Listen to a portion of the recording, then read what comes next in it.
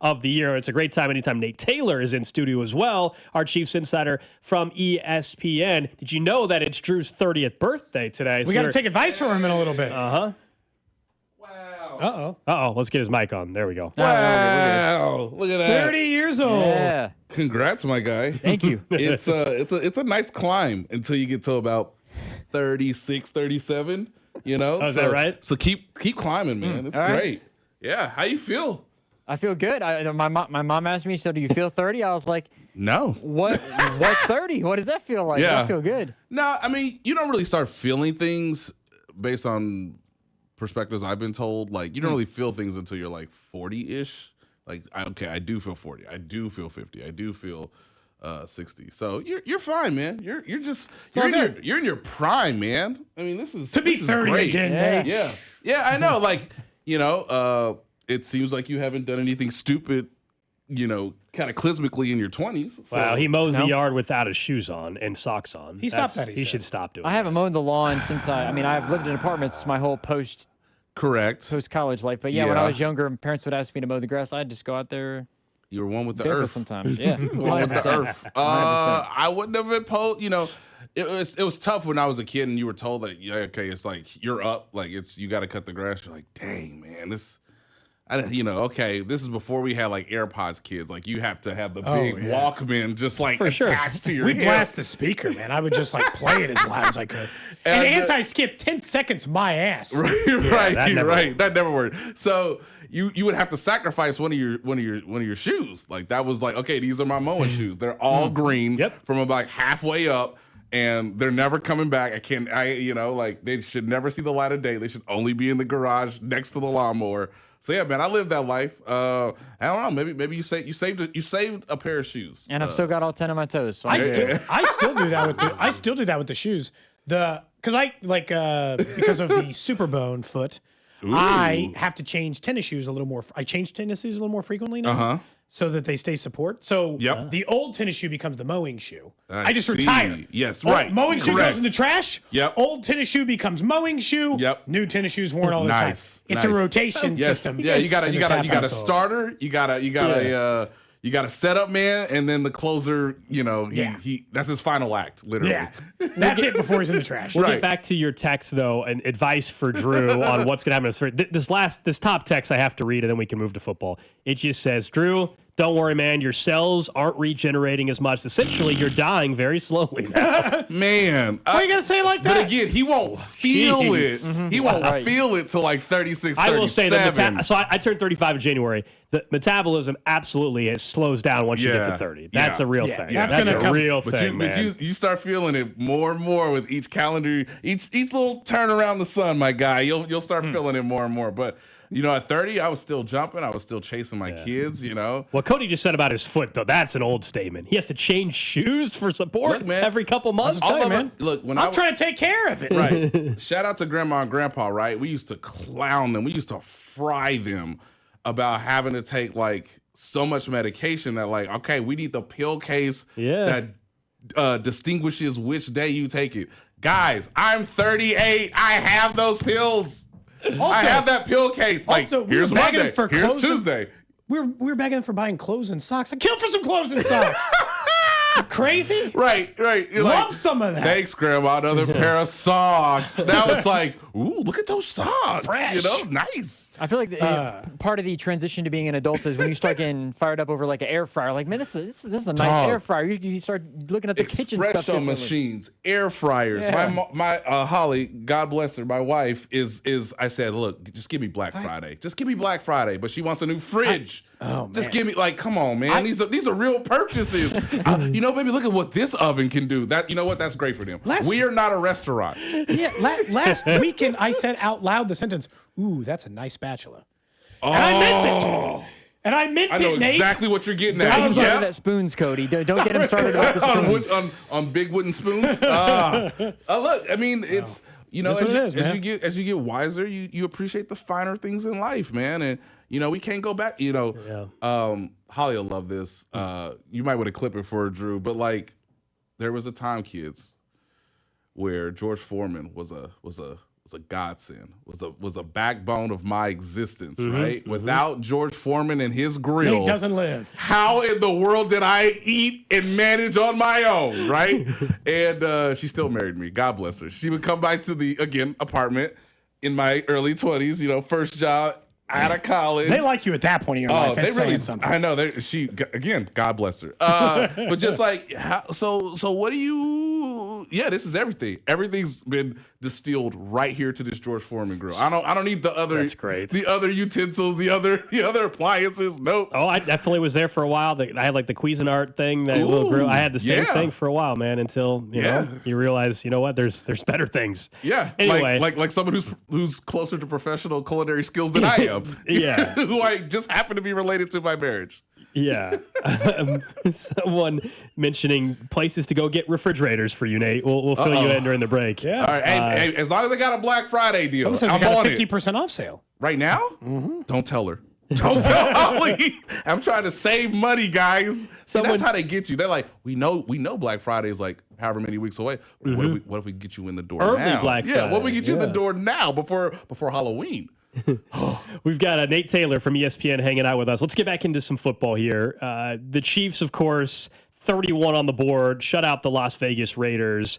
Now I feel like even the biggest haters, at least on board, acknowledging that this team is a problem again. They are the outright Super Bowl favorites, yet they're not even in the playoff field if it ended this weekend or ended today.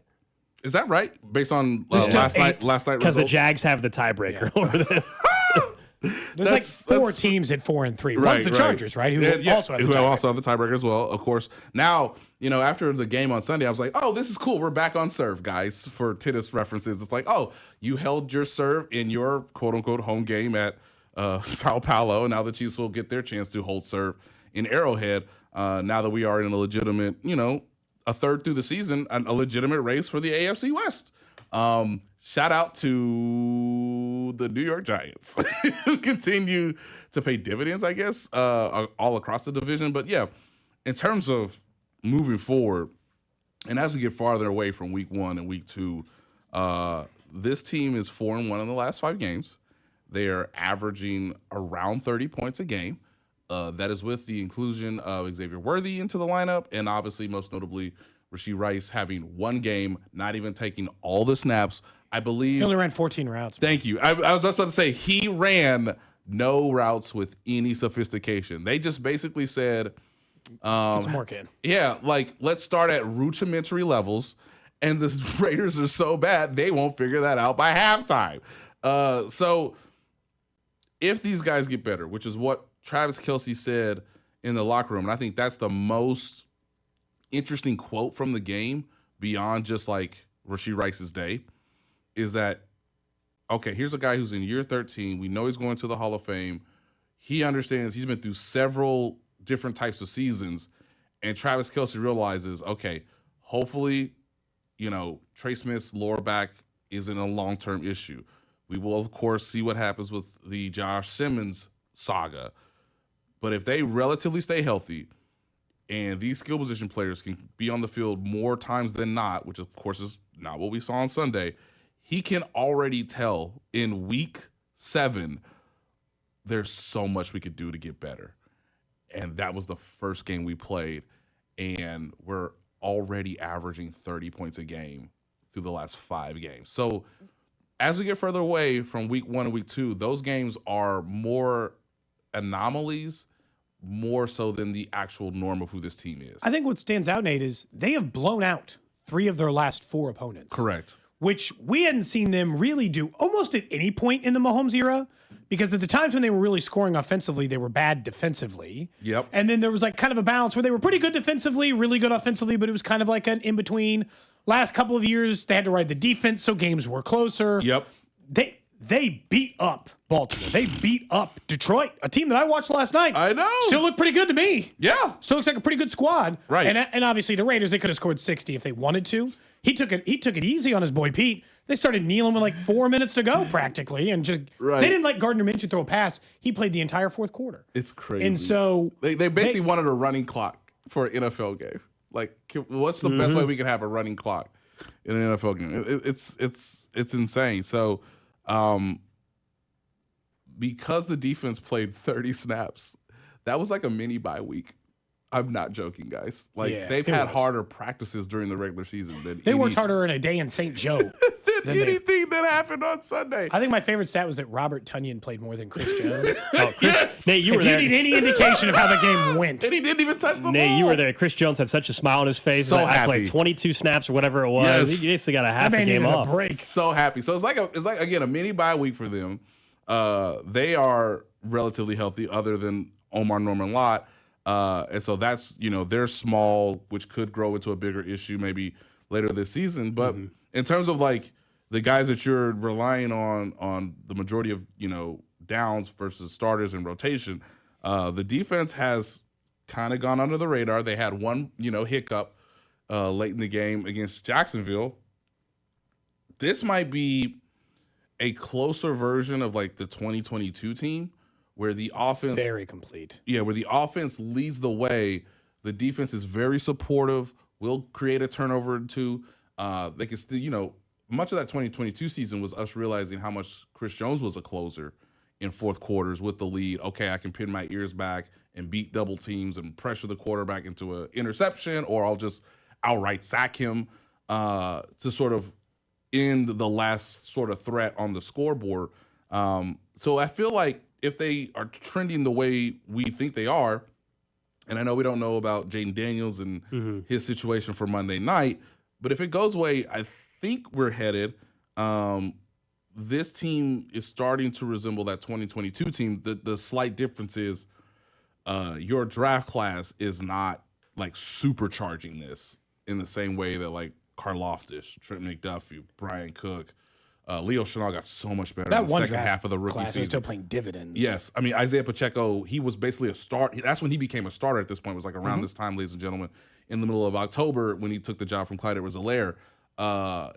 So much of that draft class was like the secret ingredient, sort of the icing on the top. But this year, and it's unfortunate, I've thought about this last night. Again, Josh Simmons played amazing for 5 games. We have no idea what his status is. Omar Norman Lott, as I wrote on ESPN.com and alluded to this on Twitter, like he was going to start getting more snaps outright than like Jerry Tillery and Derek Nottie to expedite his progress. Well, now he's got the ACL tear. He's out for the season.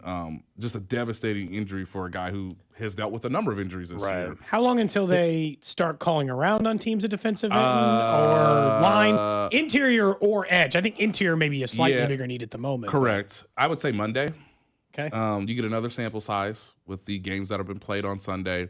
I think logically you can start making significant calls with like real intention behind them Monday before you play. For the 2 and 5 teams who are like, no, we're not dead yet. You give them another chance to lose, that kind of thing. Yep. You might check in now just to get a feel, but like nothing serious.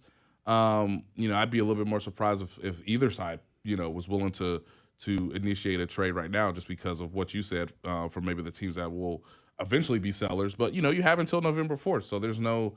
It's not like you have to rush in order to get compensation right now from a contending team. But the Chiefs are going to add somebody, right? I'd be surprised that would be if they the added assumption. no one. Yes, that would be the assumption. But again, I think the conversations for trades involving defensive linemen, primarily on the interior, would come around next Monday, hours before you play the Commanders.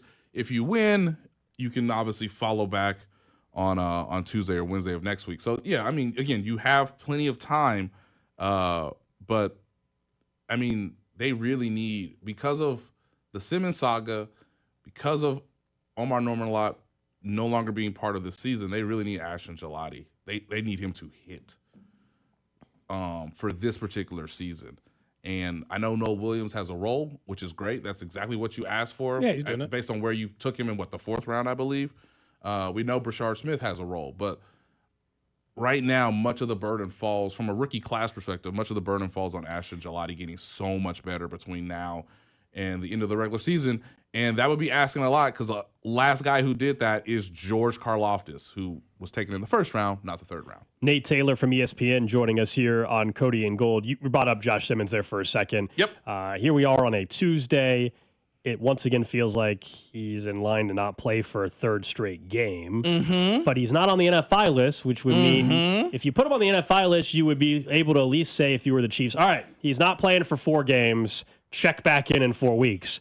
But it's becoming a weekly/daily thing because he's not ruled out for anything yet. And he is, I don't want to put any pressure on the young man. That is not my role. I'm just trying to provide insight and information. I hope that cooler heads prevail and there is some level of communication sooner rather than later about him that is digestible for everyone. Because even today, my lovely colleague, Kaylin Kaler, one of our national reporters at ESPN.com, she is at the Fall League owners meetings. Okay. And I think I retweeted her a little bit ago, but she talked. Stay with me here, but she talked with Clark Hunt for a few minutes, leaving one particular meeting from the owners before entering another meeting for the owners. Okay. He said, "Can't do it right now." So Kaylin then got back to me and said, "Hey, I'm gonna try to get him again after this meeting. Maybe we'll have a little bit more time. Maybe I won't, sometimes you jump out at people and you kind of surprise them and go, whoa. And then you're like, okay, hey, give them a fair shake. Go back to them a second time. This is what Kaylin just tweeted like an hour ago. At the league meetings in New York City, just asked Chiefs owner Clark Hunt if he could tell us what's going on with rookie left tackle Josh Simmons. Hunt said, quote, "I really can't comment," end quote. Now Interesting. Why? The owner of the team can't comment. Why? Yeah, that's bizarre. I also want to go back to something you said that right away I'm sure caught a lot of people's attention. And I don't know how much you know more than what you said there. Correct. Yes. You said, I hope cooler heads prevail. Yes. Uh-huh. That stood out to me. Any more insight? He's still not communicating with the team, or... Okay, let me split some hairs, guys, to the best of my ability. And again, I need to check in what feels like every couple of days, every morning, every afternoon, every evening. So again, this is all still very ongoing. It's a tricky situation. Again, something that is very unusual. So again, I don't know what Kaylin and Clark, how long the conversation was. I just told you what Clark said, that he can't really comment. Sure. I'm assuming Kaylin wanted to say why, and then maybe Clark's just shut it down, can't do it, whatever. There has been some communication between Josh Simmons and the team. Okay. I cannot give you a great picture of what that looks like.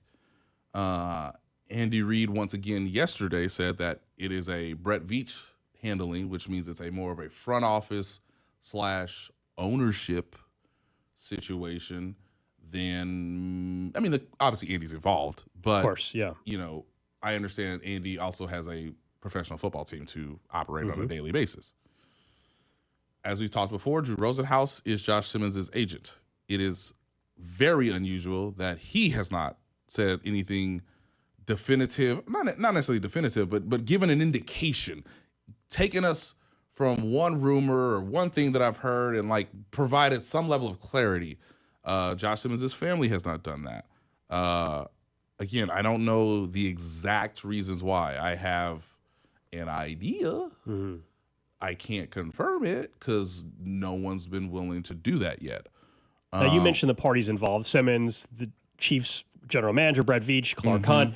What I noticed there, this is not a situation where the league at all is involved. That's a great question. I actually should follow up this afternoon on the NFL.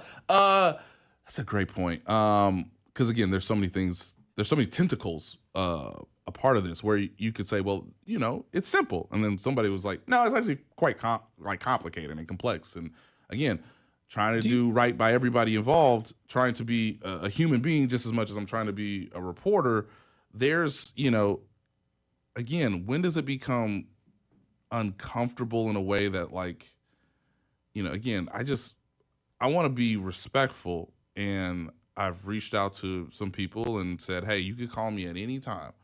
It don't matter. I just want to get clarity. That is at the root of it kind of my job. And it's unfortunate that not only is he a really good football player, I know he's intelligent. I know he's very, I believe he wouldn't do this without some level of understandable decision making. Yeah. That you're like, okay, even though it's tricky for you to want to tell me or even tell people in the organization, right? Like, I think people in the organization are getting updates small every day, every other day, something to that degree. Again, I've heard theories, I've heard rumors. I have not shared those, but but because of that nature, it's like, hey, I just want to do the right thing.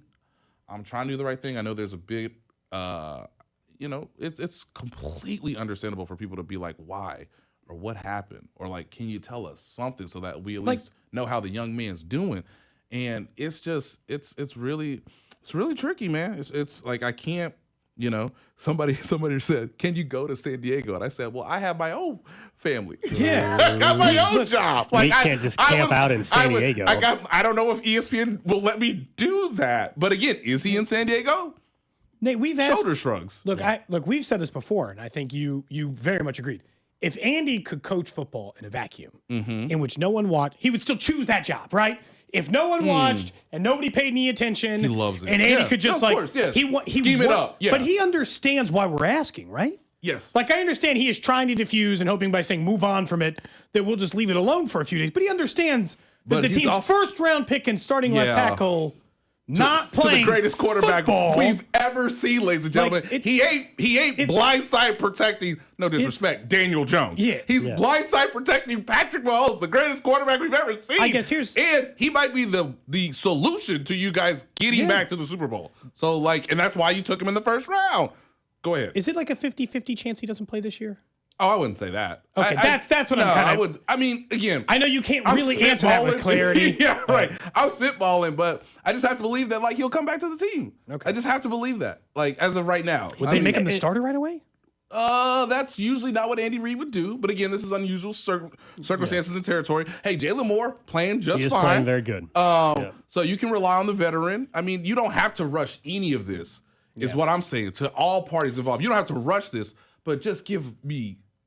Again, whether you don't want it public, people have come up to me, legitimately smart people have come up to me and said, why didn't the team put out a statement? And I said, I don't work for them. Yeah. I don't know why. It would make sense. Yeah, but they're letting Andy Reid do it. And I think Andy has to know that when he says that phrase yesterday to us, Cody, you know the optics of that, right? Yeah. That makes it look strange in its own manner. Yep. To where people on the internet, understandably, are like, well, now I really want to know what's going on. What do you mean you don't want to talk about it or you don't want to be asked? It's okay if you're saying that I don't want to be asked because I don't have an update. Cool.